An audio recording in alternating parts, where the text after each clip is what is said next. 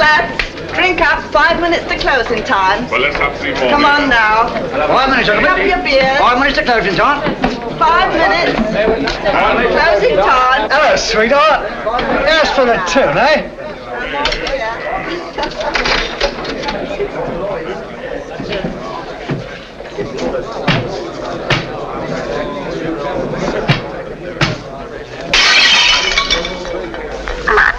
Here, you're hard luck, that's what you are.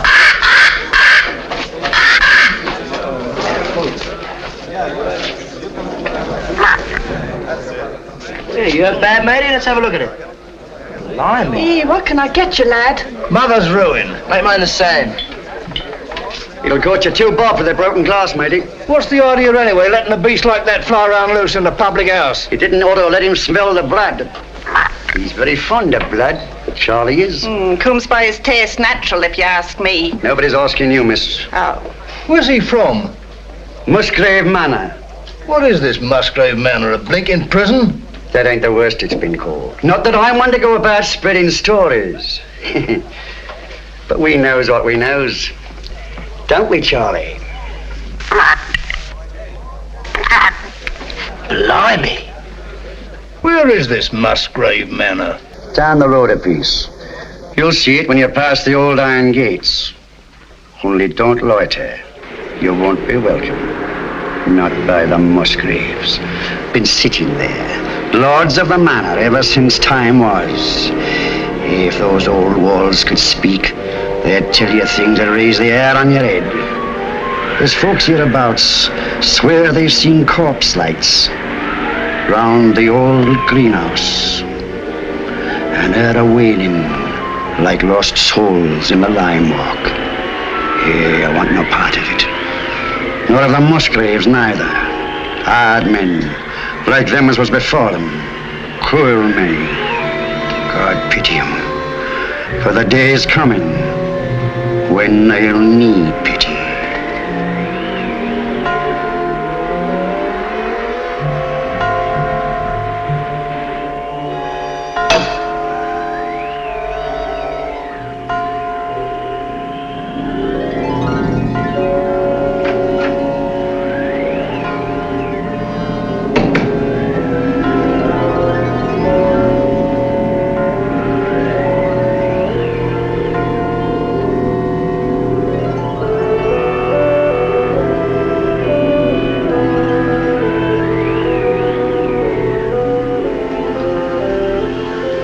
I don't think you're being quite fair, Geoffrey.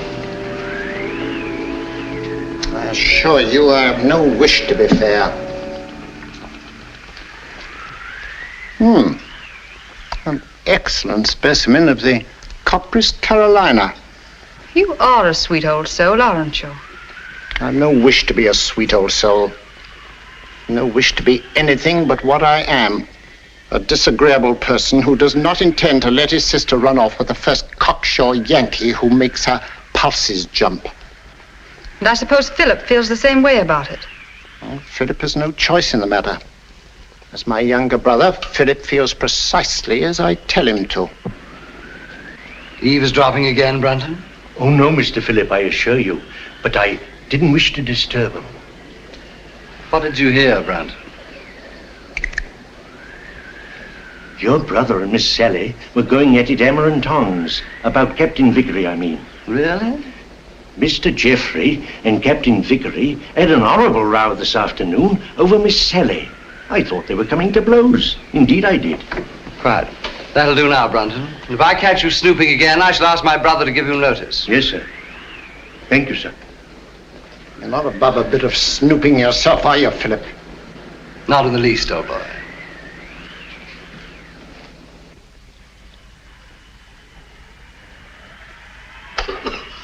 Brunton! Oh, there you are. I've been ringing for you. Sorry, Dr. Watson. I was in the upper region. The library's in a filthy mess. The wind came swishing down the chimney and scattered the ashes everywhere. Very well. I'll tidy it up at once, Doctor.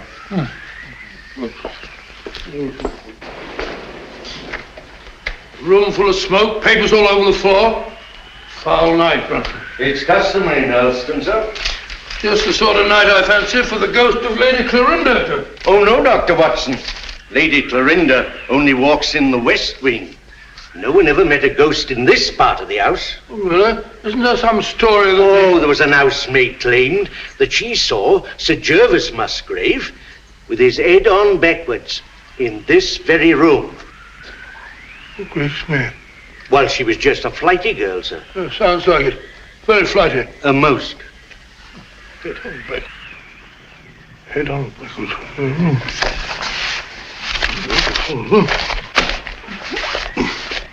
Head on backwards. It's a rubbish word.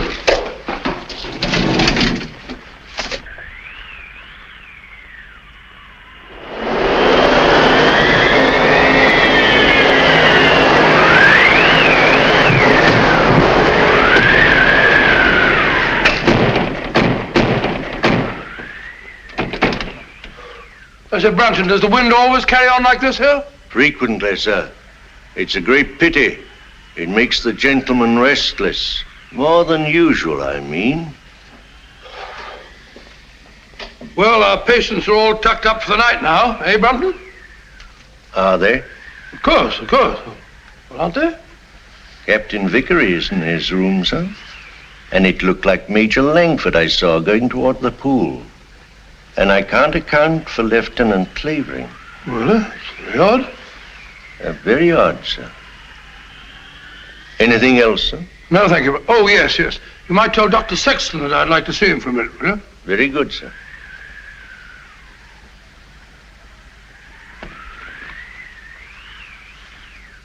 Good night, sir.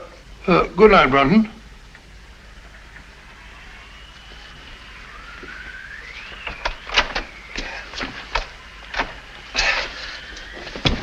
Bob! Get him up and let's get him in this chair over here. Sorry. Awfully sorry. Get my bag, will you, Brunton? Yes, sir. Now, let's have a look. Yes, a near thing. Just missed the carotid artery. Looks like a knife wound. Here you are, sir. Oh, it's like a nightmare. Give me some of that cotton wool in that little bottle, please. Awful nuisance. Oh, no, fellow, we'll have you patched up in no time. You'll be as good as new. What happened? I hardly know. It was in Lime Walk just now. I was coming up from the village. I remember distinctly I was approaching the greenhouse. The wind was terrific. I had to fight my way. I hadn't the slightest warning. All I know is that he struck and I went down. He must have thought I was done for. Any idea who it was? No? Well, that is, Yes, yes. Oh, really, I haven't any right. You have every right, Dr. Sexton. As head of this house, I shall arrange for an immediate investigation.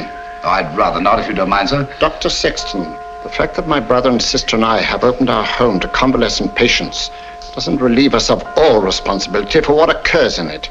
I mean, under the peculiar circumstances. Oh, come along, Bob. There's no need to shield anyone.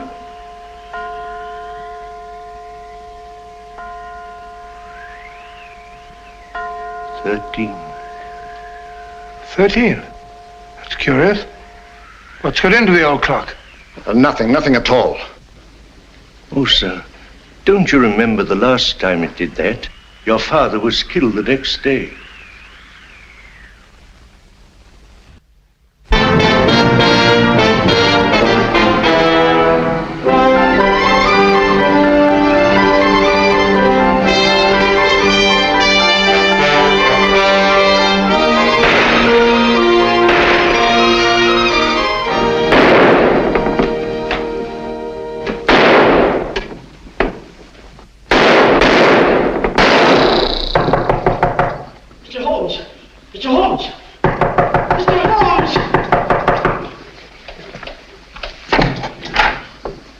Mr. Holmes, A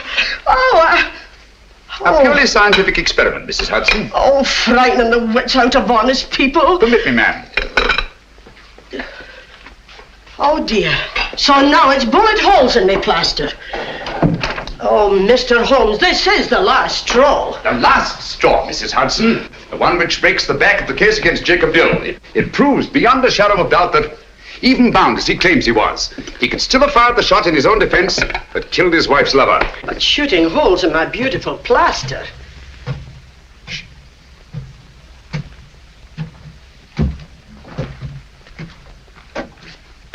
Come in, Watson. My dear fellow, I'm glad to find you in. I didn't even knock. How did you know it was me? Me is acceptable, Watson, unless, of course, you're a purist, which I doubt. And may I add that your step is like no other in London. You're just in time for breakfast. Good, I rather counted on that.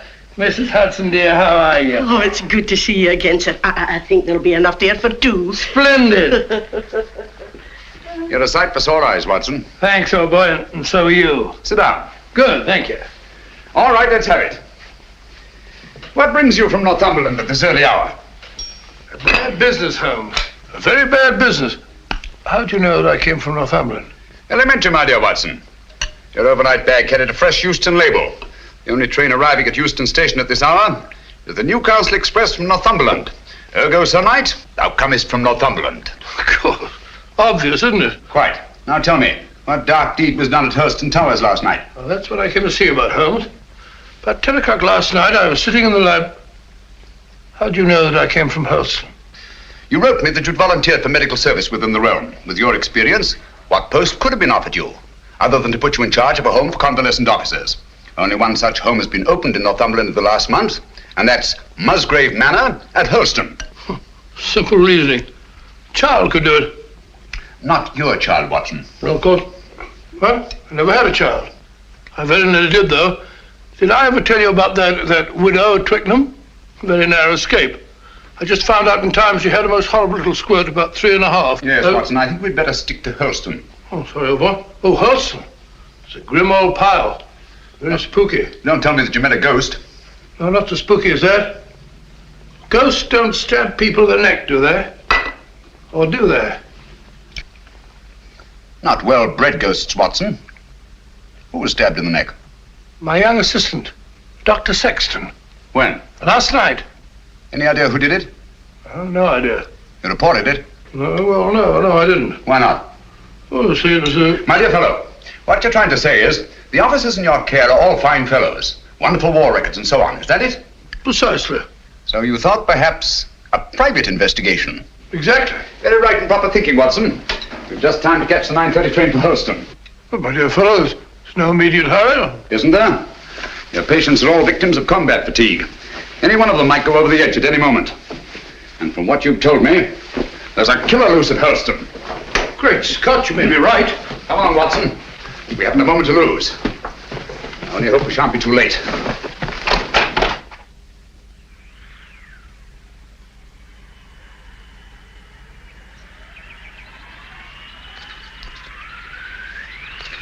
You were right, Watson, about Musgrave Manor. Houses like people have definite personalities, and this place is positively ghoulish.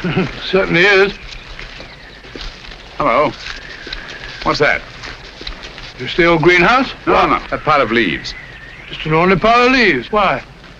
Doesn't it strike you as odd, Watson, that a pile of leaves should be raked up in front of a greenhouse door? No gardener in the world would do that.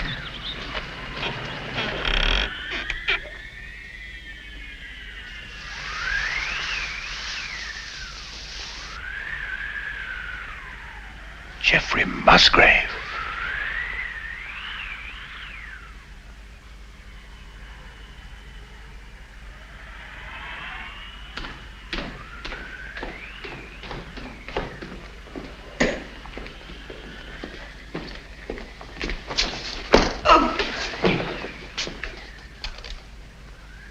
That's all very interesting, Inspector Lestrade.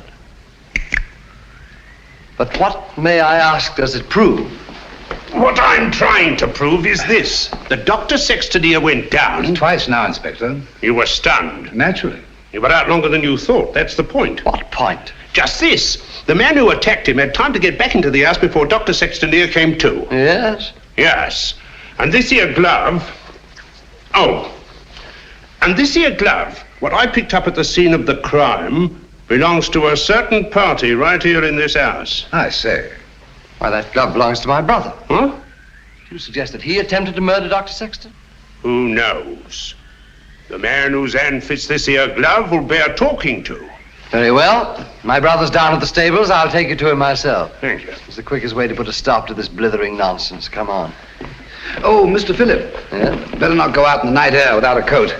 Here, take mine. Thanks.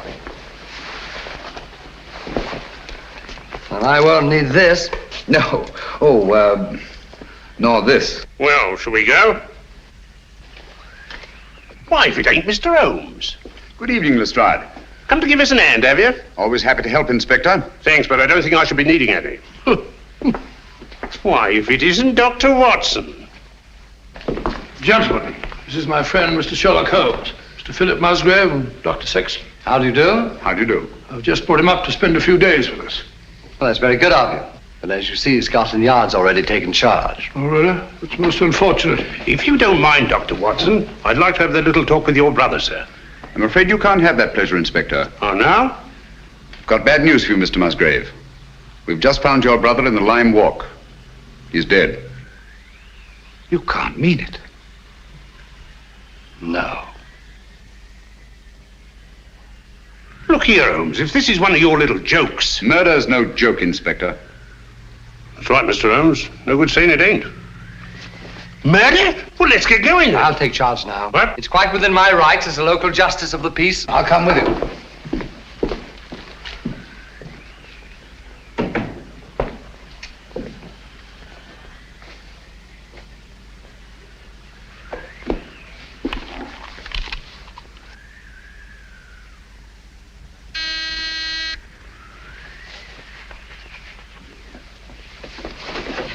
Wait a minute, you fool.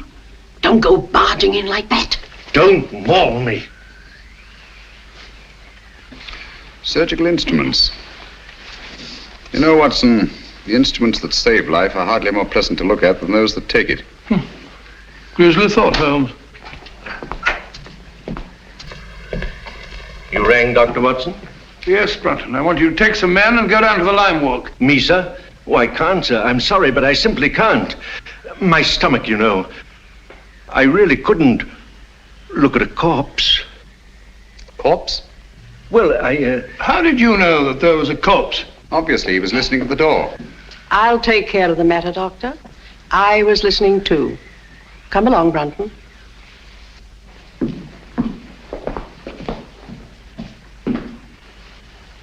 Remarkable woman. Housekeeper, I suppose. She's very efficient. Same type as Mary Ann Carpenter, the trunk murderess. Extraordinary house. Yes, it is indeed.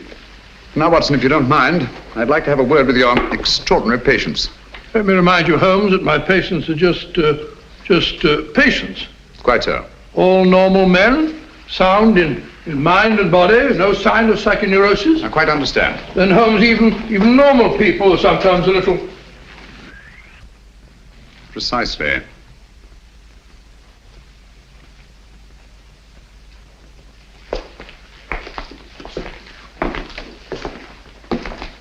Hello, Mac. Eh? I must have taken a wee nap. Mac, I want you to meet a very old friend of mine, Mr. Sherlock Holmes, Captain McIntosh. How do you do? I have heard of you, Mr. Holmes. Sorry to have wakened you. Oh, that's quite all right. See you later. Yes. Sit down, Mac, and go on with your sleep.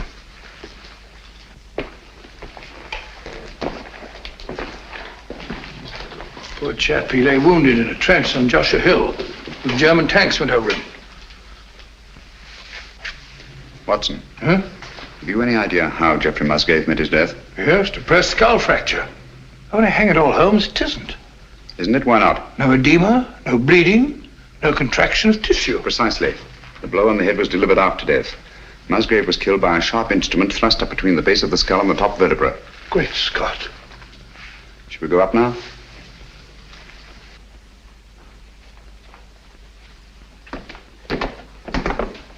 Hello, Langford. Hello there. Been away, haven't you? Haven't you?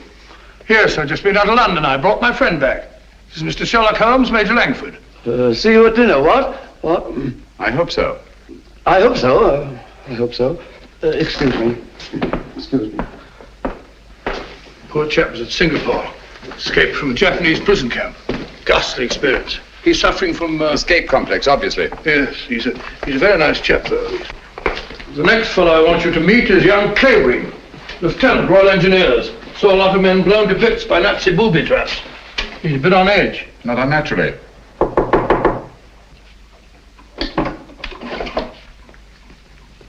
Coming. Well, Dr. Watson, come in, won't you? Sorry to keep you so long.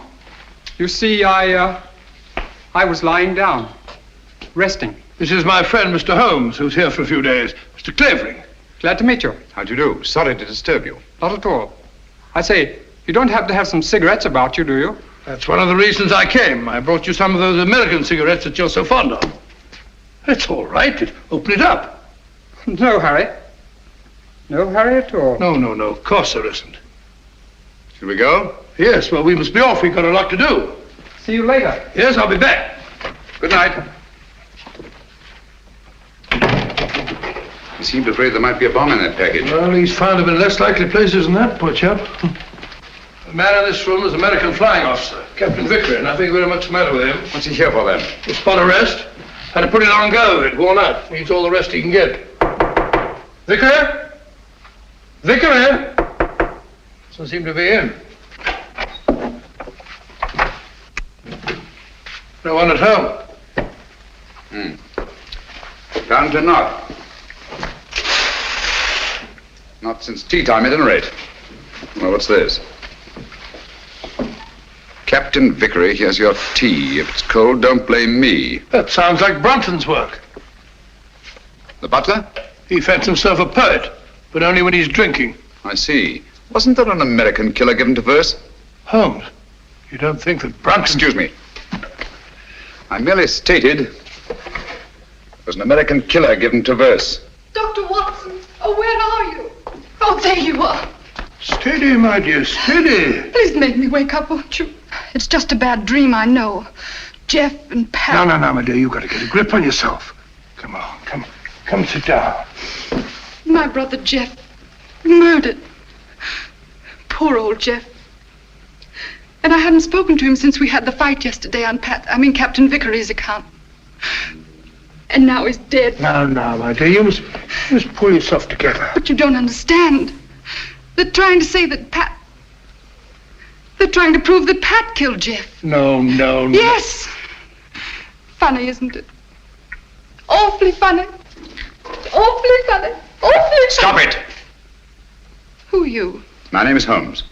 Sherlock Holmes? Yes. Then you'll help us, won't you, Mr. Holmes? Pat and me. I'll try to. Now tell me, wasn't there bad blood between your brother Jeffrey and Captain Vickery? That's got nothing to do with It it. may have everything to do with it. If you think Captain Vickery ever murdered anyone, you're no more of a detective than Dr. Watson. Oh, dear. Oh, I'm sorry. You're very much in love, aren't you? I'm out of my mind, Mr. Holmes. I'm out of my mind. Oh, please forgive me and please help me. Of course, I understand. But you don't understand. That appalling man from Scotland Yard is questioning Pat at this very moment. Now, this here rake, it's the identical one you got from the gardener this afternoon, now, ain't it? Smells like it. Hey, what is this? Are you trying to prove that Jeffrey Musgrave was killed with a rake? Now, I'm trying to... Never mind what I'm trying to prove. Just incriminate yourself, Captain Vickery. That's all the Stroud wants. I'll thank you to keep out of this, Mr. Holmes. This is Mr. Sherlock Holmes. How do you do? He's promised to help you, dear, and there's nothing to worry about now. Only his neck, miss. Now, this here rake, what did you say you were using it for? I told you, I got it to fish my cap out of the pond. It blew in. Oh, so you were using it down at the pond, were you? For the 10th time, yes. And how did it happen to turn up alongside Musgrave's body, eh? I don't know. Uh-huh. Well, that's that. Oh, Mr. Holmes. Any fingerprints on the rake, Inspector? No, Mr. Holmes, that's the point. If Vickery here was only using it to fish his hat out, well, no, he wouldn't bother to wipe his fingerprints off, now would he? It's beyond imagination, I suppose, that somebody else could have used the rake and wiped off both sets of fingerprints. Highly interesting, but very unlikely. Now, you admit that you had a regular set to with Geoffrey Musgrave yesterday, didn't you? You threatened to bash his head in. I merely made the offer. He didn't accept it. Who told you so? He did. No, he did. I only stated what I heard. Captain Vickery did threaten my brother. That's right, Mr. Holmes, and it's no good saying it ain't. This Yankee lad had motive and opportunity, and the rake ties him right up tight to the corpse. All right, come along. Do you really think he killed old Musgrave? You know very well he didn't. He doesn't. Stop clicking those needles. Oh, Pat. Take it easy, Sally. Now, look, don't worry a bit. I tell you, everything's going to be all right. Let's go, Inspector.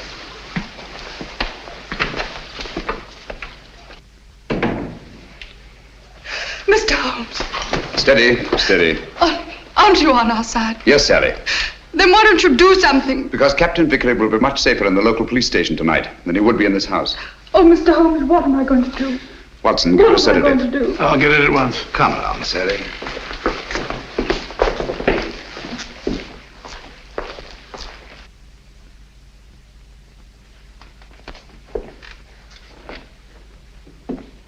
She's a bit upset, but she'll get over it. You think so? She'll have to. She's got an ordeal ahead of her. She has to go through that tiresome ritual tomorrow. Ritual? This is an old family ceremony, Mr. Holmes. Sally's next in line now that I'm head of the household. Blast this thing. This help? Oh, yes, thanks. Knitting needle, isn't it? Yes. Handy little things. This is my heir. Sally has to recite a sort of formula over Jeff's body in front of the fireplace in the library in the presence of the entire household. Well, that's better. Just what sort of formula? Oh, it's not meaningless words. Musgrave ritual, they call it. It's an old family custom. It's been handed down for generations. You remember the words? No, not at all. But you had to speak them when your brother Geoffrey took over. Yes, that's right, I did. Let me see now. Who first shall find it were better dead. Who next shall find it perils his head. The last to find it defies dark powers. Who first shall find it were better dead. Who next shall find it perils his head. The last to find it defies dark powers and brings good fortune to Hurlstone Towers. Where was the light on the face of the messenger? Where did he speed? To guard the Queen's page.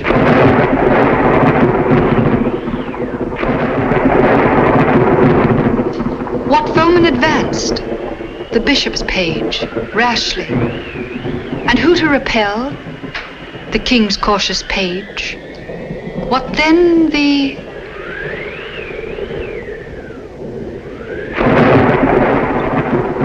disaster. Queen slaughters page. No, sorry, Miss Sally. Page slaughters page. Thank you, Brunton.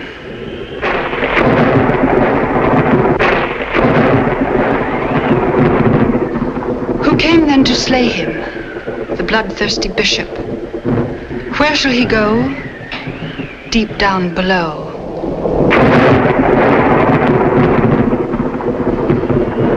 Away from the thunder. Let him dig under.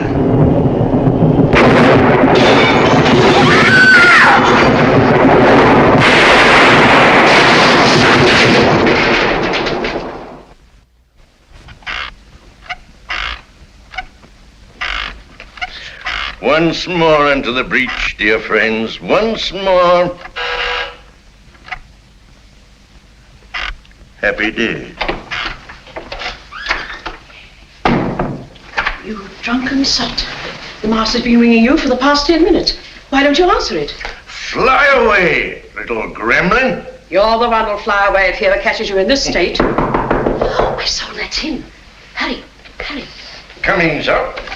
Coming. One moment, sir.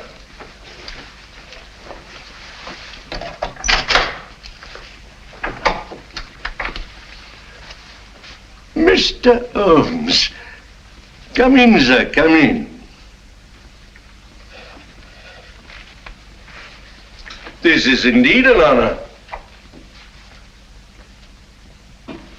I don't often have visitors. What can I do for you, sir? Might stop that squeaking to begin with. Yes, sir. And perhaps you can tell me how you come to know the Musgrave ritual by heart. Me, sir? Yes, you.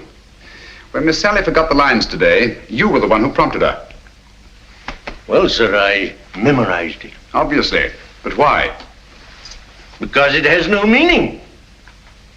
I love things that have no meaning. Thank you, Brunton.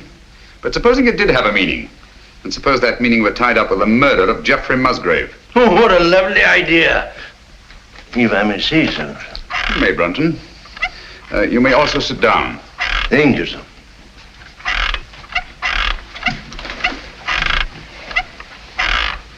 Oh, stop it. And look at me. No, here. You know the meaning of the Musgrave ritual. Do I? Well, don't you? You'd be surprised at all the things I know. What things? No, you don't. About the Musgraves? That'd be telling. But here's to them anyway. All the Musgraves, past and present. Some of them were murderers, and some of them worse. But they all knew how to keep a secret. And so do I. Brunton.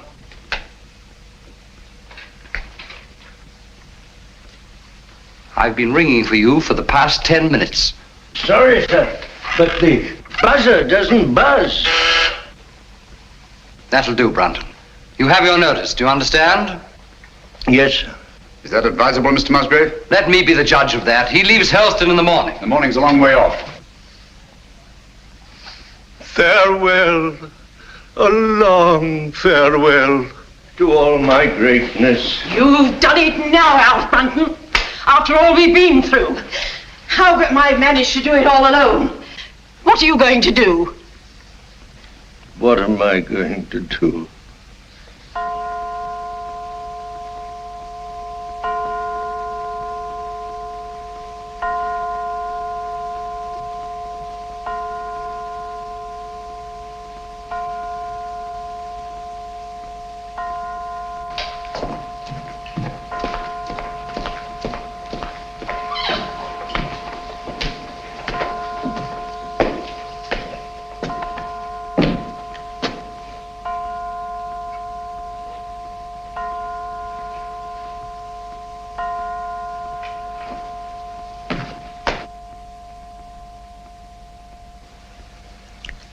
"13 again.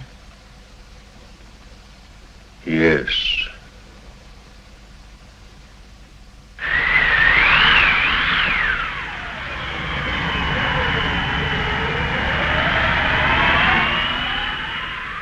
Flow gently, sweet afton, among thy green days. Flow gently, I'll sing thee. Mr. Howell's attitude confuses me, Watson. She swears that she hasn't set eyes on Brunton since last night, and yet she seems completely unwilling to help us find him. Quite so. She knows where he is as well as we do. I mean, as well as we don't. I wonder. You said that he was drinking last night. Wouldn't it be a good idea to try the pub? Exactly where we're headed for, Watson. I'm glad we thought of this, even if we don't find Brunton. I was afraid we shouldn't find him here. Don't worry, old boy. I could do with a drink. Your information, so could I. Gentlemen? Hello, Doctor. Not looking for us, are you? Are you? Well, no. As a matter of fact, we're looking for... Brunton. You haven't seen him, have you? Have we, Clavering? Have we? Why should we? Morning, Gracie. Morning, Doctor. What do you have? A bottle of Bass, and what's yours? Pint of bitter, please. And a pint of bitter. Oh, really? Hello, a tame raven. You're a devil, are you? A kettle, are you? Birds of prey, aren't they? Yes, in a way, scavengers, rather. They can smell a carcass half a mile off. Yeah, that they can and all. You should see Charlie here when there's a tasty bit outside in the street. Shall we go sit down?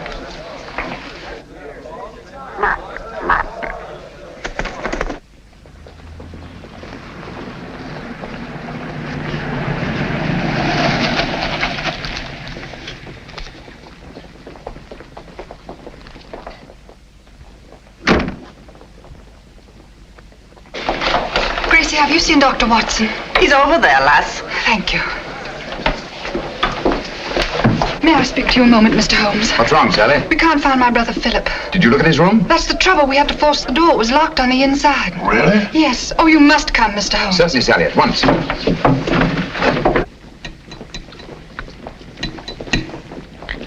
Do be quick. Something ghastly has happened. I know it. Oh, that dreadful bird. Please drive it away. Watson, take it away. Where to? Anywhere, into the pot. Just take it away.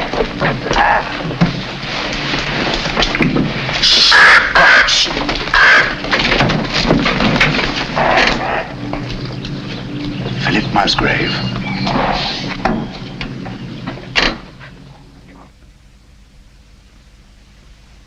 What are they doing now?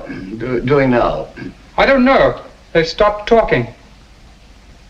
Somebody's walking about in the upper hall. Heavy footsteps.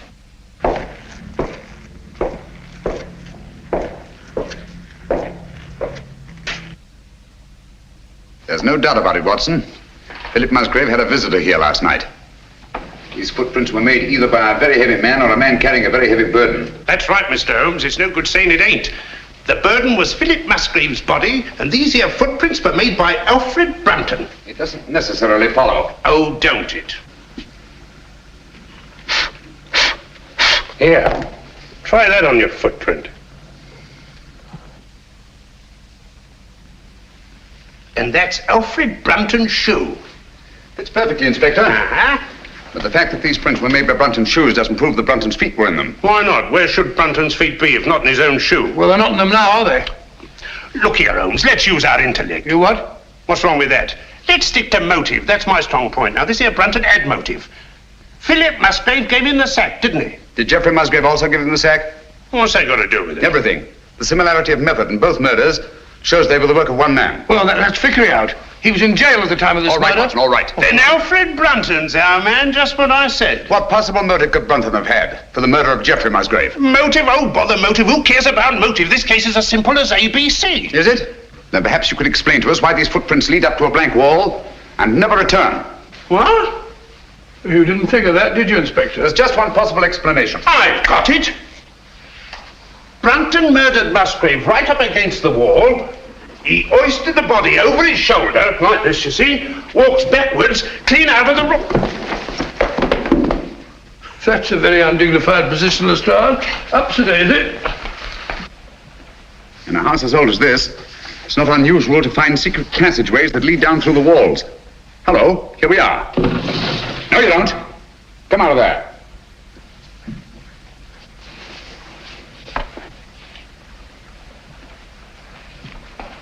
What are you doing in there?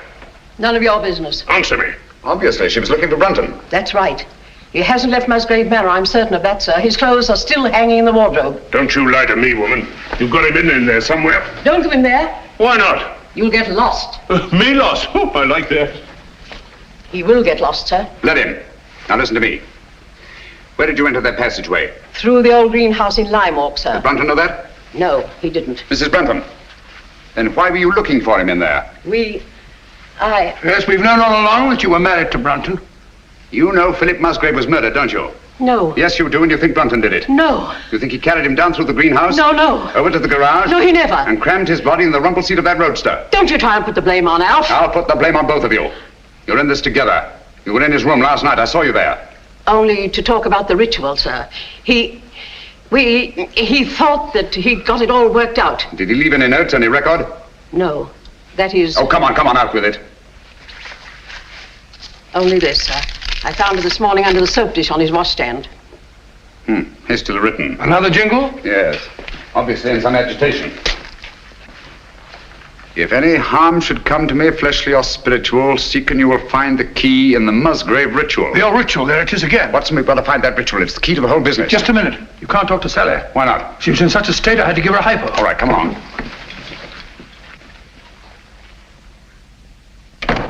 Draw the curtains, Watson. There must be a copy of that ritual somewhere in this room. She had to learn it, you know. Yes, you're right.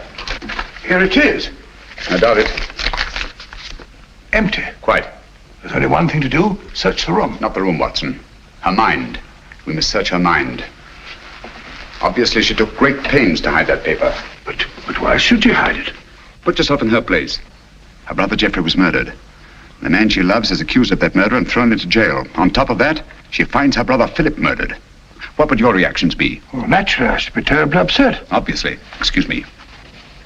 She's brought back to this house in a state bordering on hysteria. She comes through that door, goes to that desk, throws down her gloves. The first thing her eye lights on is the Musgrave ritual. In her mind, it's tied up with all the disasters that have befallen Hurlstone. She herself may be the next victim. She must hide that paper. Well, quite right, but where? Excuse me, sir. Was she alone in this room at any time before you gave her the hypo? Certainly not. Nora was here. She helped her into bed while I went for my bag. Good. Nora, Yes, sir. when you were alone with Miss Sally, what was the first thing she did? Well, sir, she asked me to turn down her bed and lay out her nightdress. And what was she doing in the meantime? Let me think, sir. Oh, yes. She went over to her desk. That was when she took the ritual from this envelope. What then, Nora? Then she asked me to step over and draw the curtains. Why, someone's pulled them open. Yes, I know. When you drew the curtains, you turned your back on her? Sure. And it wasn't more than 2 shakes of a lamb's tail. Long enough. When you were at the window, where was she? She was sitting over here. Sitting right here. Taking off her stockings. Oh, but she never left the chair. I kissed the book on it. I've got it. She must have tucked that paper under this cushion. Must have changed her mind. Obviously. Well, she could have hidden it anywhere here.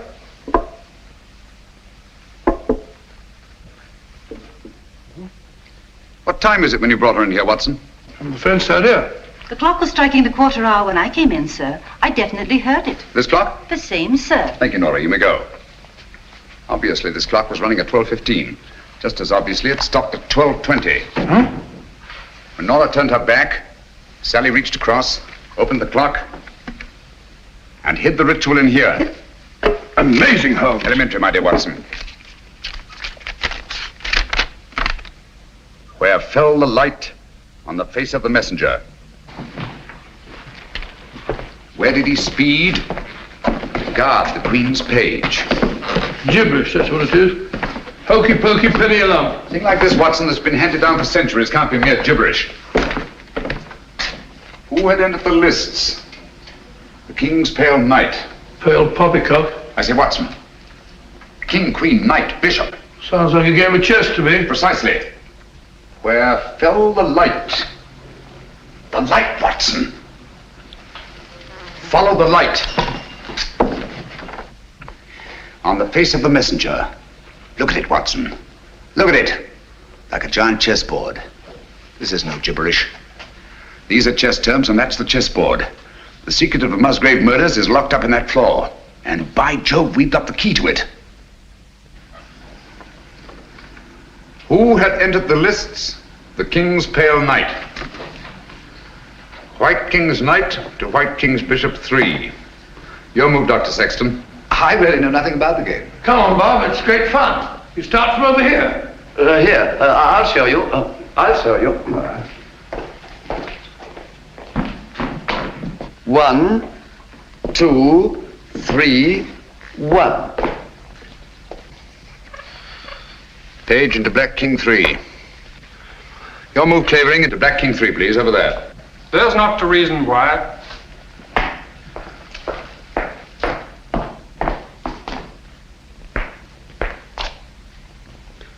Page slaughters Page.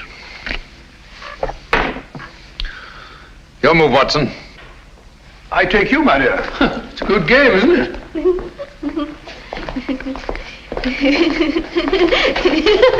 Stop it, stop it. You mustn't giggle. Must be serious.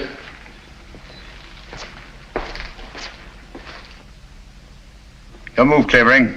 You take Dr. Watson. Too bad, Doctor.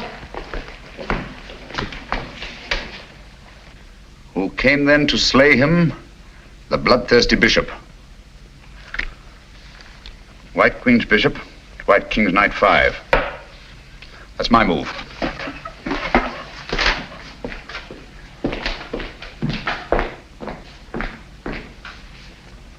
One, two. I say, Doctor, you moved, didn't you? Did I? I don't think so. Yes, I'm afraid you did. Well, where was I? King Bishop 3? That's right. Oh, yes, of course. So sorry. 3, 4, 5. Captain, it looks bad for you. Aye, but where shall I go? Where shall he go? Deep down below. Mrs. Howells, what's underneath this floor? It's only an old cellar, sir. The entrance goes down behind that stair, but it's been locked up for centuries. One of the old Musgraves murdered his own brother down there. Shh, listen. Hello, what's that? It's Brunton. Alf, he's in that passageway over the fireplace. Are you there, Brunton? Get me out! It's me, Lestrade. I'm lost. I'm all turned around. You have been for years. Get him out of there, will you, Mrs. Howells, and give him a saucer of milk. Come here, Jenny. Stand on the square for me. Stamp on it. Keep stamping. Clavering, get your sound detector. Gentlemen, deep down below.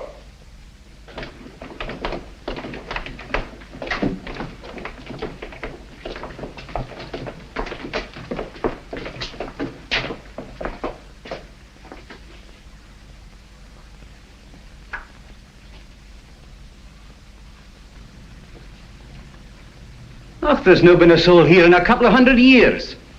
Someone's been here. And in the last 24 hours. Yeah, clean as a new pin. Precisely. The dust of 200 years is on the walls. The floor's been swept clean. Obviously in an attempt to remove footprints. Shh. Listen. That's Jenny in the hall upstairs. Clavering. Let me have your sound detector.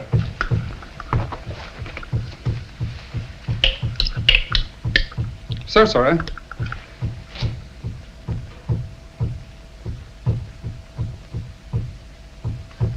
You must find the exact spot under that square I marked in the hall.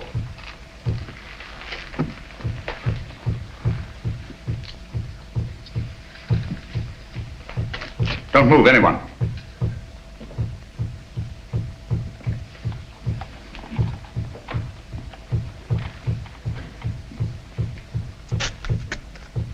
Someone's moving about, interfering with what I'm trying to do.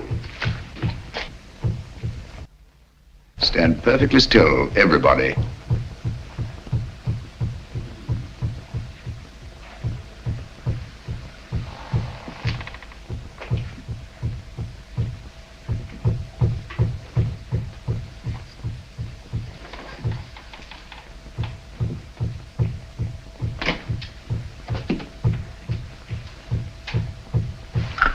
This is the spot. Lend me a hand. Of course. Here, I'll take it. Oh, thank you. That's all right. I've got all the bring it over here. That's all right. Hello. Gracious me. Here lies the body of Ralph Musgrave, knight, lord of the manors of Hurlston. This place used to be known as Hurlston Towers. Netherfield and King's Hargrave, Anno Domini 1539. What we're looking for is underneath here. That's what the ritual meant by deep down below. It's a burial crypt. Up with it.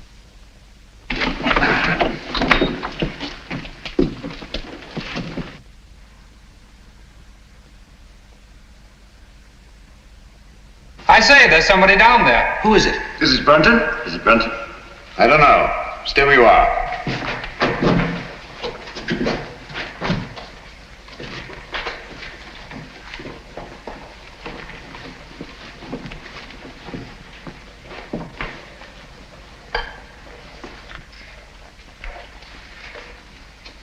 Who is it, Holmes? It's Brunton, all right. Is he dead? Yes. He's been dead for hours. Murdered. Hello. What's this?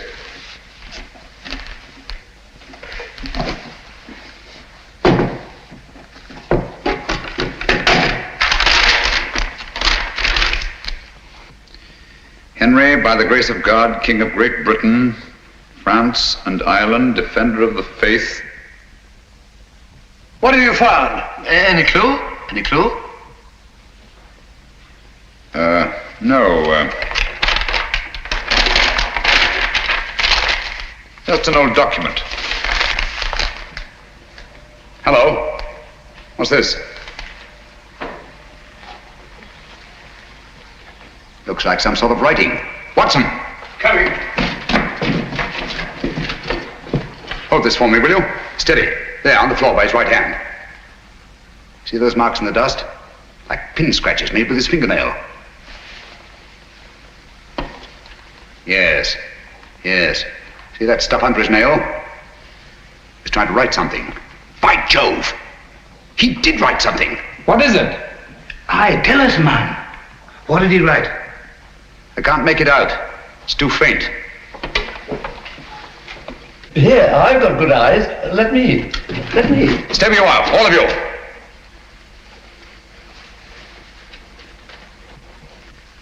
These marks must not be erased. What are you going to do, Holmes? I'm going to leave this just as it is, until I can get the proper chemicals to bring out the words. Have you no notion of what he tried to write? Yes, I have. I think that Brunton, with his last strength, wrote the name of his murderer on that floor in his own blood.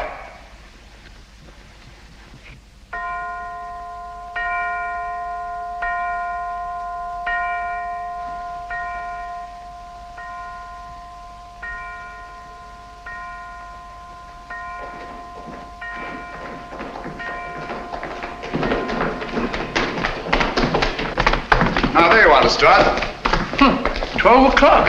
I was just saying, Lestrade, that I should get into Newcastle, pick up my chemicals, and be back here not later than noon tomorrow. Yes, Mr. Holmes. Meanwhile, you all have your work cut out for you. Watson, Yes? you'll guard this door with your life. Of course I will. With my what? I said with your life. Anything you say, Holmes. There's no entrance to this cellar except through that doorway. But Holmes, what I feel about... Brunton's murderer's in this house. He's bound to make one last effort to get down there to erase those marks. Naturally. Lestrade's men are posted outside. They'll see to it that nobody leaves this house. Concentration camp. My men have orders to shoot, if necessary. I'll be outside myself, keeping watch. Sexton, your post will be at Miss Sally's door. And remember, she's in more danger than anyone here. Don't worry, I'll look after her, Mr. Holmes. Good night. Good night, Holmes. Good night. Good luck. Oh, Dr. Watson, if you want any help, sing out. I don't mind saying I'd feel a lot safer if I had a gun on me. I always keep mine ready.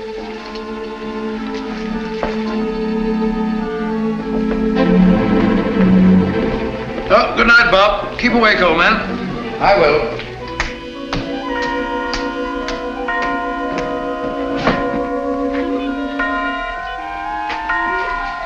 That's better.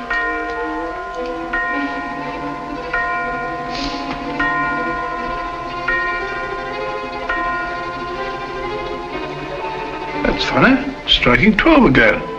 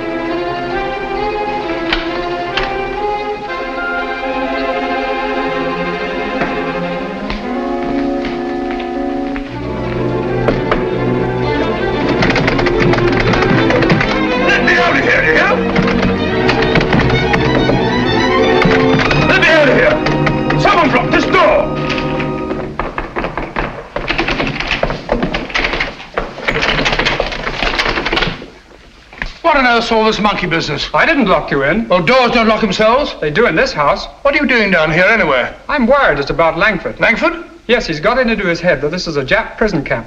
He's got that filthy rope and he's bound and determined to go out the window. He can't do that. The Stroud's men will shoot him. He may be out already. I'll head him off. Then again, he may not be. Perhaps you're right. Let me go. No. You'll be shot. I'll go. No, you'll be shot. Oh, really? Let's both go. I can't leave here. You stay where you are. I'll go and call Lestrade. Remember, Clavering, stay where you are.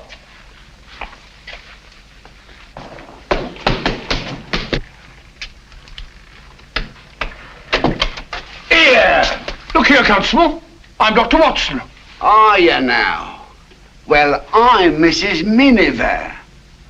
Come along to the inspector. Gross impertinence.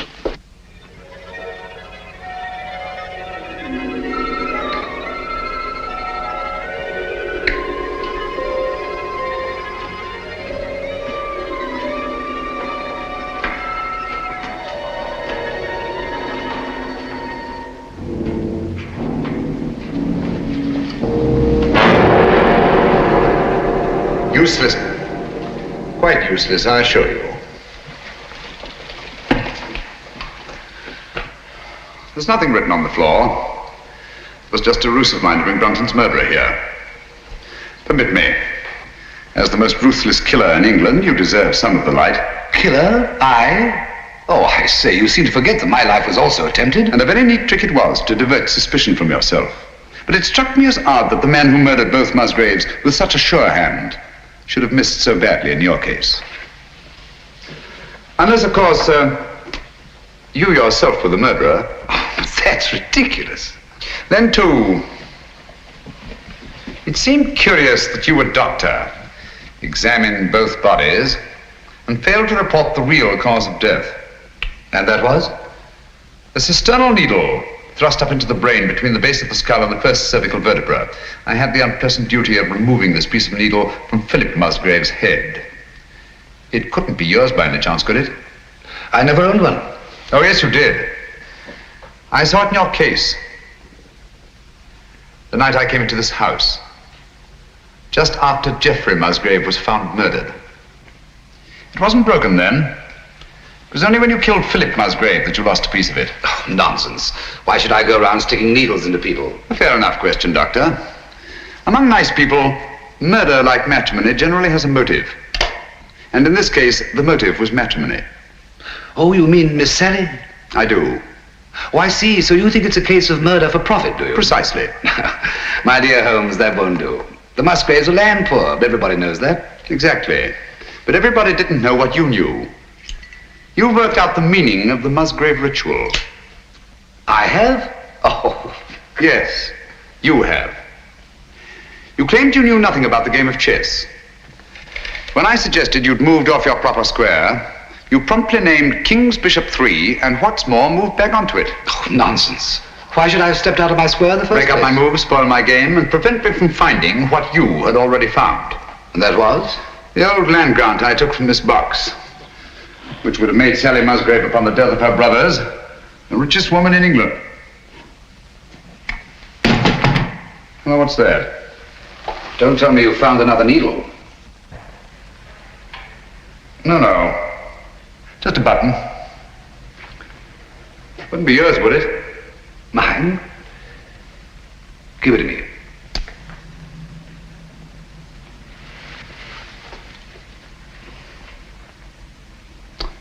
Thank you.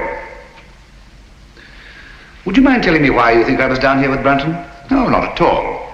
As I see it, you killed Philip Musgrave in his own room, carried his body down through the secret passageway, out through the greenhouse, into the garage, where you crammed it into the rumble seat of that roadster. But unfortunately for you, you had a witness. Brunton was there, sleeping off his drunk, nursing a grudge against Philip Musgrave. Brunton became your accessory. But you didn't want an accessory, so you lured him down here with the promise to share the Musgrave treasure with him and exit Brunton. Very ingenious, Mr. Holmes. You seem to have everything, except perhaps the negligible item of proof. Suppose we leave that to the jury. Suppose we do. Shall we go? After you. Oh, by the way, don't forget your torch. Oh, thanks. I don't suppose it occurred to you that you were taking a bit of a chance coming down here all alone with a suspected murderer. One has to take chances in my profession, Doctor. You see, I couldn't possibly risk sharing my little plot with anybody. Not even with Dr. Watson? No, particularly not with Dr. Watson. If he'd known what was up tonight, he'd have been so elaborately mysterious, he'd have given the whole show away. As a matter of fact, I had the devil's own time luring him away from that door upstairs so that we could be alone. That's all I wanted to know.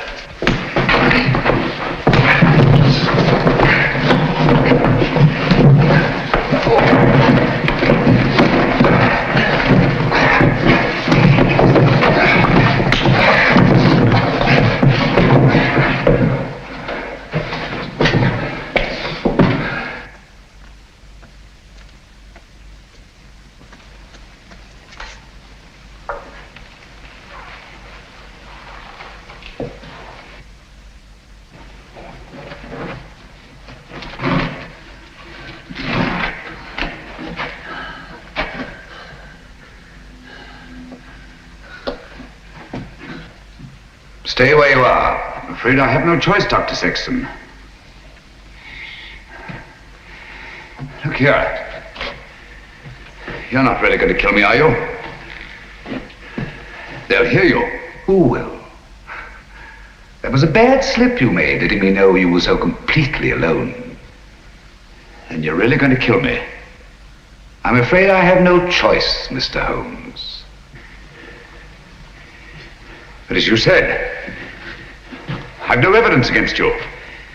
No proof at all. You forget the needle and the button. Bring them here, please.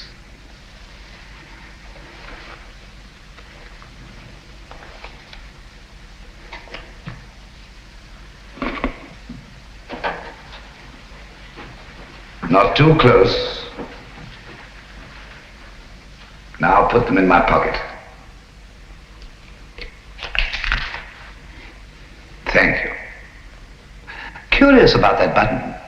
It is off my coat, of course. Can't think how I never missed it. Poor old Brunton. He didn't struggle much. Now, Phil Musgrave was different. The needle broke off and I didn't have time to probe for it. But you've got both of them now. The button and the needle. Why kill me? Now, step back. Just a bit. Against the wall. Now, if you stand perfectly still, I think I can manage this with one shot.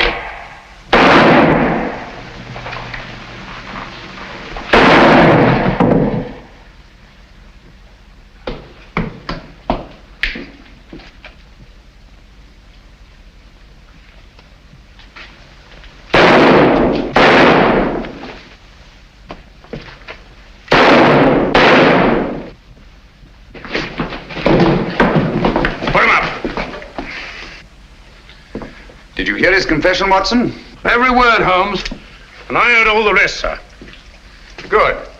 Let me congratulate you on an extraordinary catch. That's right, Mr. Holmes. It's no good saying it ain't. I'm afraid I underestimated you, Holmes. Pity. Yes. Those blank cartridges were a cheap sort of trick, I grant you. But it wasn't easy to let you take my gun away from me without seeming to hand it to you. That's why I let you take the torch first. I knew you'd snap it off. Yes, we told you we were taking an awful risk. Well, we had to have a confession. And these egomaniacs are always so much more chatty when they feel they have the upper hand. Shall we go? I can't make head nor tail of it. Can you, Pat? Well, it looks like an old land grant. It's really a crown grant. What I don't understand is why the Musgraves didn't claim the land ages ago. Obviously, Watson, one of them died before passing on the meaning of the ritual to his heir. The words remained, but the sense was lost. I wonder why he left the grant down there where he found it. What good would it have done him? So long as your brothers lived. Once they were out of the way and you came into the property, he expected to marry you. I like that. Whatever made him He think... thought himself irresistible. Precisely. It's not unheard of in cases of egomania. I suppose then he meant to rediscover the crown grant. At the proper time, yes. And then enjoy his wife's millions. Did you say millions? I did. Look here.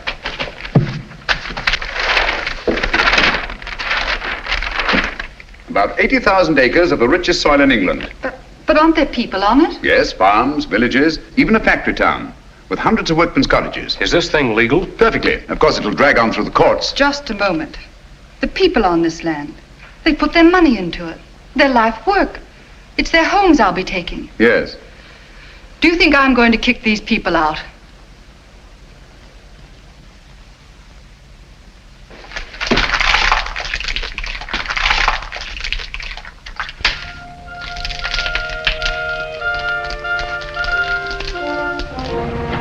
Just the same, Holmes, you let poor little Sally throw away a fortune. My dear fellow, I had nothing to do with it. The girl, more power to her, acted on her own. Grand gesture, one she may regret. I don't think so, Watson. There's a new spirit abroad in the land. The old days of grab and greed are on their way out. We're beginning to think of what we owe the other fellow, not just what we're compelled to give him. The time's coming, Watson, when we shan't be able to fill our bellies in comfort while other folk go hungry, or sleep in warm beds while others shiver in the cold. When we shan't be able to kneel and thank God for blessings before our shining altars, while men anywhere are kneeling in either physical or spiritual subjection. You may be right, Holmes. I hope you are. And God willing, we'll live to see that day, Watson.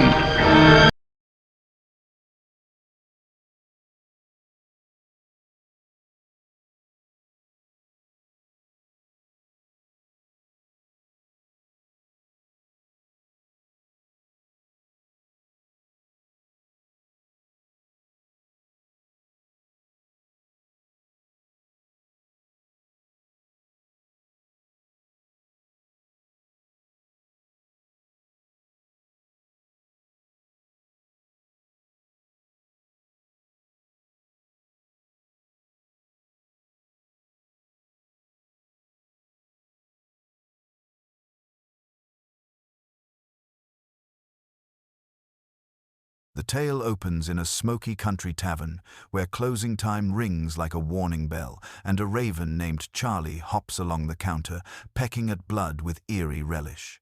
The patrons gossip about Musgrave Manor, the brooding house beyond the iron gates, swearing they have seen corpse lights near the greenhouse and heard a keening in the lime walk. Their talk paints the Musgraves as hard, ancient stock, lords of the place since time was, and casts the house itself as a thing with secrets in its stones. That mood of foreboding follows us up the road to the manor, where personal tensions are already primed to ignite. Geoffrey Musgrave, brusque and controlling, quarrels with his sister Sally over Captain Patrick Vickery, an American flyer convalescing at the house. Geoffrey will not hear of the match. He expects his younger brother Philip to echo him, and in this granite family, younger brothers usually do. A gale rattles the house. Ash whirls in the library. The staff whisper about ghosts and omens. Dr. Watson, who has taken charge of the Musgrave home as a convalescent hospital for officers suffering battle fatigue, tries to keep order while Brunton, the oily, eavesdropping butler with a taste for the bottle and for other people's business, slides through rooms, collecting fragments of talk. Outside, in the screaming wind of the lime walk near the greenhouse, someone springs from the dark and strikes Dr. Sexton, Watson's young medical assistant, with a blade that misses, killing him by inches.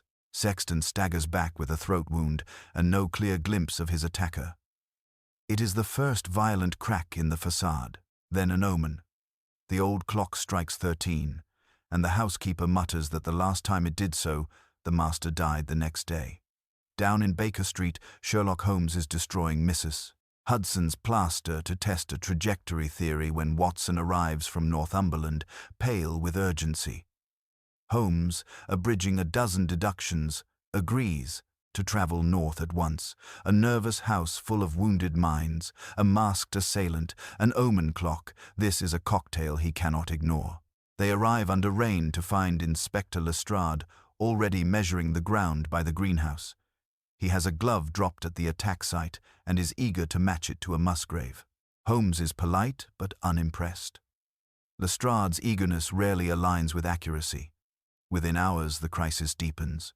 Geoffrey Musgrave is found dead in the lime walk. At first glance, the wound reads like a blow to the skull, but Holmes's fingers go instinctively to the neck. The true cause is too clean for brute force. A slender, surgical needle driven up between the skull base and the first cervical vertebra, piercing the brain from beneath, silent, instant, and practiced. Lestrade seizes on the most convenient suspect. Captain Vickery and Geoffrey had quarreled over Sally. Vickery admits he fetched a rake by the pond to retrieve a cap in the wind. That rake is now linked to the crime scene, wiped clean of prints. Vickery, steady but angry, refuses to posture. He is hauled off toward the station as Sally, half furious, half broken, begs Holmes to help. Holmes tells her, to Lestrade's irritation, that the young man is safest behind bars for the night. There are too many jagged tempers inside Musgrave Manor and at least one deliberate killer. The Musgrave family ritual enters the story like a medieval incantation. In this house, when the head dies, the heir must recite a long, archaic catechism before the library hearth, in front of kin and servants. Sally is next in line now that Geoffrey is gone. Philip, stiff with the sudden weight of head of house, presides. The words are obscure and ceremonial. Who first shall find it were better dead, who next shall find it perils his head. The last to find it defies dark powers and brings good fortune to Hurlstone Towers. And then a chain of questions about messengers, pages, bishops, and kings, light on faces, and where to go deep down below. Sally falters. Someone supplies the lines from the shadows. Not Philip, not Holmes or Watson or Lestrade, but Brunton.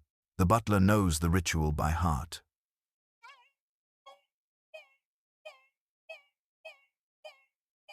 Afterward, Philip, already thick with suspicion, sacks him. Brunton bows with theatrical sorrow and exits with the bravado of a ruined actor, an exit that unsettles more than it satisfies. Another shock. The old clock strikes 13 again. The housekeeper crosses herself. In the morning, Brunton has vanished. Holmes and Watson seek him at the pub, where the raven preens and the villagers pretend not to see what they see. Then they are pulled back to the manor by worse news still. Philip's bedroom door is found locked from within. When forced open, the new head of house lies dead. Holmes reads the scene. Heavy steps in the corridor, prints in the dust that carry a burden to the door and then, impossibly, trail to a blank wall and stop. Lestrade crows when a shoe fits the Prince Brunton's. Holmes points out that shoes are not proof when feet may not be inside them, and that walls in ancient houses often hide what they cannot admit. He finds the secret. A panel yields. A passage behind the fireplace runs toward the greenhouse. The route lines up with Holmes's theory about how Geoffrey's body might have been moved in the night. Now the ritual returns, not as superstition but as cipher. Sally, shaky and drugged for rest, had hidden a copy of the text. Holmes, reconstructing her panic step by step, finds it tucked inside the chiming clock at the instant it had stopped. He spreads the parchment and reads with fresh eyes. The terms king, queen, bishop, knight, messenger, page are chess language. The tiled hall is a chessboard mapped in stone.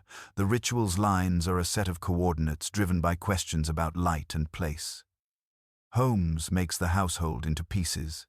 He plants Watson as a knight, posts Clavering and the others as pages and bishops, and calls the moves, counting out the squares.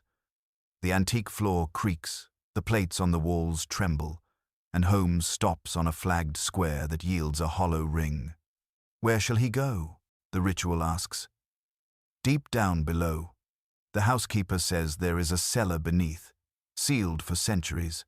They lever up the stones and drop into a vault whose dust is 200 years thick, except where someone has swept it clean in the past 24 hours. In a narrow side passage above the crypt, a figure groans in the dark. Brunton, lost in the walls. He staggers out, filthy and terrified. Holmes brushes past him into the vaulted chamber. There he finds what might have been a treasure, a crown grant, yellowed vellum bearing the seal of Henry VIII, bestowing vast lands, Netherfield and King's Hargrave, among others, upon an early Musgrave. And there he finds what is no treasure at all, Brunton's corpse, crumpled on the stone, dead these many hours, one hand clawing at the dust. Beside the hand lie faint striations, as if a dying man tried to etch a word with his fingernail. Holmes will not risk smudging them. He resolves to fetch chemicals from Newcastle that will lift the marks he suspects the dying man wrote his killer's name. Until then, he turns the house into a fortress. Soldiers ring the grounds. A constable watches Sally's door. Watson stands guard over the cellar like a sentry in besieged lines. Somewhere inside this house a murderer still moves. Night stretches taut. The clock misstrikes. A door jams.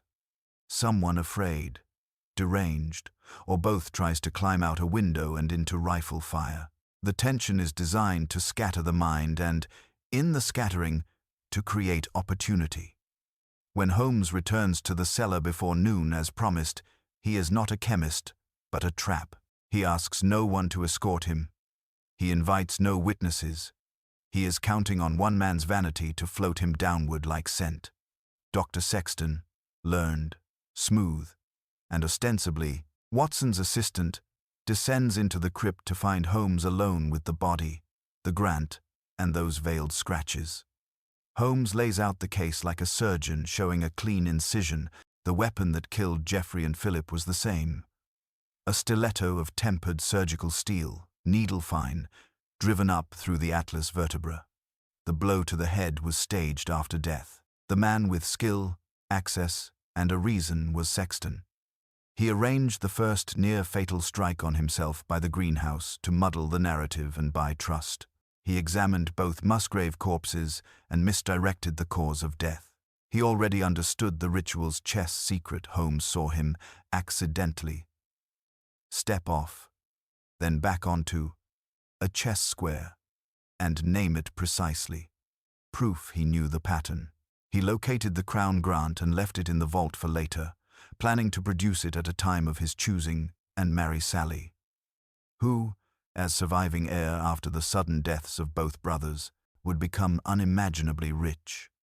When Brunton, passed out in the garage, saw him stow Philip's body in the rumble seat, Sexton acquired an unwilling partner. He lured the butler below with a promise to share the treasure, then killed him too, sweeping the dust to obliterate prints, and left a dying man to claw a name in powder. Sexton tries to laugh it off, asks for proof, and sees Holmes roll a fragment of steel between forefinger and thumb, the broken tip of a surgical needle that Holmes extracted from Philip's spine. Sexton instinctively feels for his pocket. Holmes holds up a button he found in the crypt, torn from Sexton's coat when Brunton struggled. The doctor's face closes. His voice goes soft and practical. He orders Holmes to step back against the wall and produces a pistol. Holmes's reply is casual and lethal. He has deliberately come alone because a killer always talks more freely when he thinks he has the upper hand. The floodgates open. Sexton, pleased with his own nerve, reconstructs his methods right up to the moment. Lestrade's voice booms from the stair, and Watson appears at Holmes's shoulder, revolver leveled. The confession hangs in the air like cordite. Sexton is taken. The legal prize in the vault turns out to be staggering. A Tudor Crown grant of some 880,000 acres, farms, villages, even an industrial town, technically the Musgrave estate, if proven in court. Holmes, who thinks farther than the letter of the law, understands why Sexton left the parchment in the crypt the night he found it. So long as Geoffrey and Philip lived, it profited him nothing. Once Sally inherited, he intended to discover it and ride into millions as her husband. Instead, in the library's low light, Sally's face tightens as she realizes the document would mean uprooting people who have sunk their savings and lives into the land. She refuses. She will not turn out families to glut a fortune. Holmes does not argue. He hears in her decision the rumble of a new moral season, a sense of obligation widening beyond the self. The old days of grab and greed are on the way out, he tells Watson later, looking past the manor to the country beyond.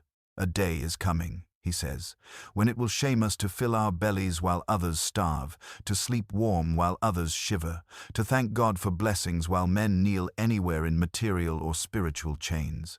The narrative's architecture, when you step back from the blood and stairwells, is elegantly simple.